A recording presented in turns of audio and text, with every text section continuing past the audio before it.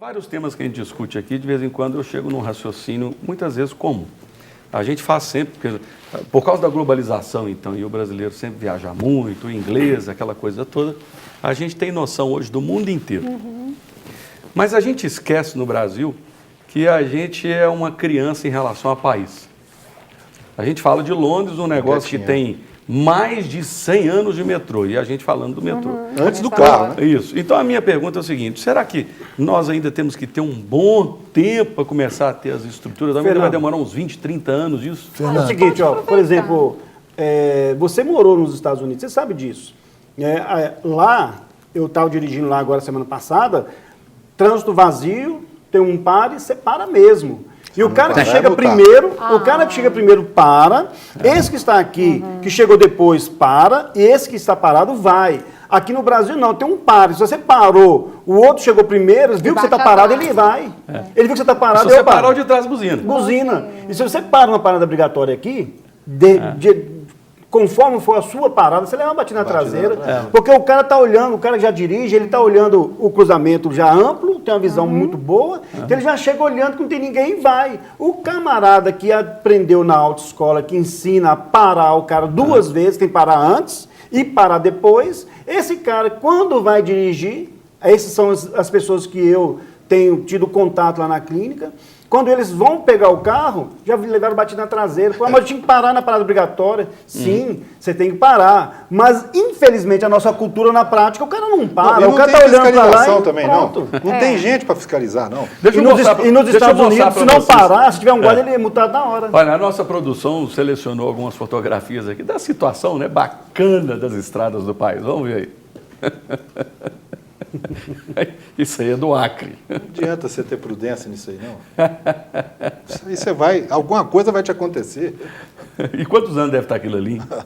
E tem umas que põem a placa assim, aniversário do buraco, 1 ano.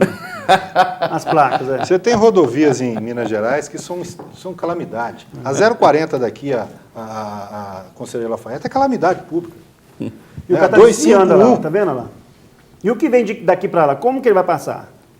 Tá vendo só. Fernando, a gente tem uma visão prática de viver, de estar o dia inteiro, todos os dias, presenciando os fatos decorrentes do uso da via pública, motociclistas, veículos e usuários. E a gente observa que o Brasil vem de um país subdesenvolvido há uns 10 anos para cá, um país que começou a dar mais oportunidades às pessoas de ter um dinheiro, de comprar o seu bem, seja uma televisão, um vídeo, um celular e o carro também. Só que nós chegamos no momento em que o consumismo está demais. E a gente tem chegado no momento que a gente constata que as pessoas estão comprando carro, continuarão comprando e já compraram e hoje não tem como pagar esse carro, como manter esse carro.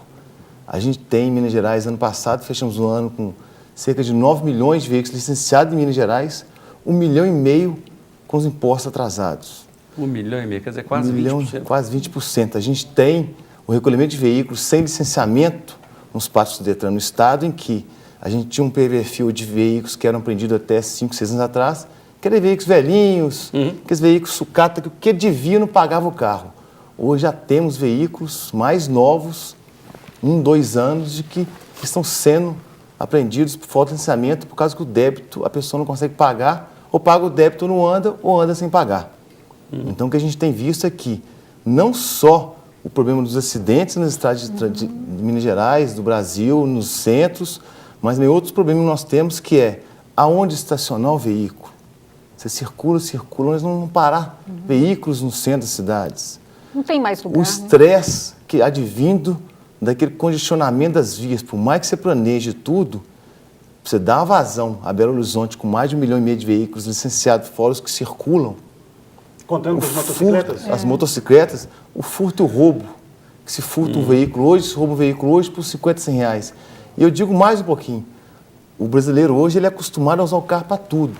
O carro é um instrumento, um objeto de ostentação de valor, de poder. Então ele tem que sair com o carro, ele tem que ir no bar com o carro, ele tem que mostrar que ele está com o carro, para que ele tenha um sucesso. Ele vai na padaria, na esquina tudo e vai que ele de faz, carro. ele tem que estar com o carro, um carro mais potente e melhor. Nós temos vários carros de marcas importados, carros caríssimos aí, que são comprados, às vezes, em situações equivocadas e erradas. Então nós temos a questão da cultura de que o brasileiro começou a melhorar a condição e está se arvorando no consumismo, comprando. Nós somos um dos países que tem uso de celular. Tem pessoas que têm 3, 4 celular. Para quê? Só usam um de cada vez. E se torna às vezes irônico o trabalho nosso de tentar combater a embriaguez no volante. Vamos aproveitar isso aí, nós vamos mostrar ali um VT da campanha da Lei Seca, que realmente é um dos grandes problemas que nós estamos tendo, é o uso do álcool. E a direção em álcool, né? É uma soma dificílima. Vamos ver aí um VT mostrando a campanha da Lei Seca. Agora, a nova Lei Seca é tolerância zero. Quem bebe e dirige corre o risco de ser enquadrado como um criminoso qualquer. Pode ser preso e ter o carro apreendido. Se o motorista se negar a fazer os testes, vídeos, testemunhas e o depoimento do policial também contam como provas. A multa mais que dobrou e o condutor perde a habilitação por 1 ano. E qualquer quantidade de álcool ingerida é considerada uma infração. Nova Lei Seca. Mais rigor, menos violência no trânsito. Ministério das Cidades. Governo Federal. A Lei Seca está mais rigorosa. Você concorda? Concordo. Por quê? Tem aumentado um pouco a fiscalização à noite, né? A gente tem visto aí nas ruas. Você acha que o número de acidentes diminuiu com a Lei Seca? Não, acho que não. Porque não tem fiscalização da Lei Seca. Eu nunca fui parado na Lei Seca, pra você ter ideia. E eu trabalho lá com serviço 00:30 e era para eu pegar e eu não pego. Você acredita que o número de acidentes diminuiu com a Lei Seca? Não, não acredito. Eu acho que ainda falta fiscalização ainda, o pessoal não respeita, né, a lei ainda. Tanto é, você anda de madrugada e você não vê uma blitz. Acho que sim. Diminuiu sim. Qual conselho você daria para as pessoas que tentam burlar a Lei Seca? Tomar vergonha na cara e cuidar mais da própria vida, né? E amar o próximo. Esse é o meu conselho. E aí, você já viu? Você já caiu em alguma blitz? Conta pra gente aí, você já caiu em alguma blitz? E Rona, conta aí como é que é o saldo, Ramon. Como é que é o saldo aí do Detran com esses números aí de pessoas que caíram em blitz, não caíram, sopraram o bafômetro?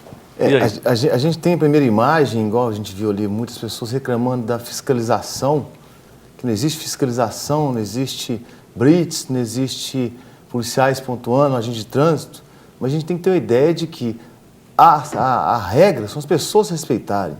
Imagina um centro de Belo Horizonte, uma cidade de Belo Horizonte, a cada esquina você tem um guarda, a cada 3, 4 quarteirões você tem uma blitz, você tem policiais a todo momento, soprando na orelha da pessoa, corrigindo aqueles números de pessoas que querem contrariar o andamento legal. São quantos mil veículos só na capital? Você tem Belo Horizonte são cerca de 1.600.000 veículos licenciados em Belo Horizonte. 1.600.000 veículos. Então as pessoas têm que ter ideia que respeitar a lei, cumprir a lei, não é vantagem, é obrigação de todos nós.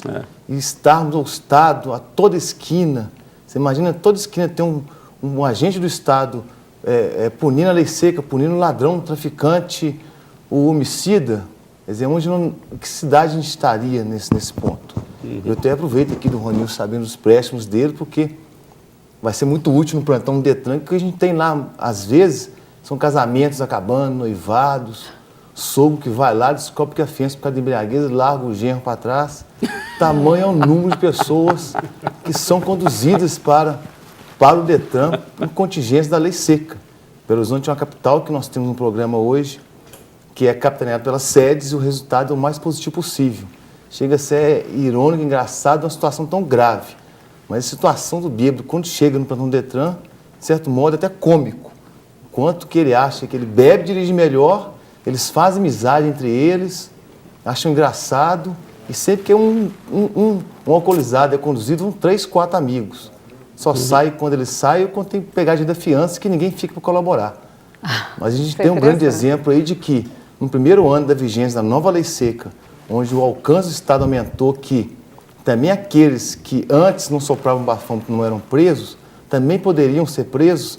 Nós tivemos em um ano 1.198 prisões em flagrantes em Belo Horizonte, só em Belo Horizonte, decorrente de ações de fiscalização dos órgãos de trânsito, da Polícia Militar, Rodoviária Estadual e Federal, e dessas, 140 foram para a cadeia, autuadas, não pagaram a fiança e foram para a cadeia como se conduz um ladrão, um homicídio, um traficante.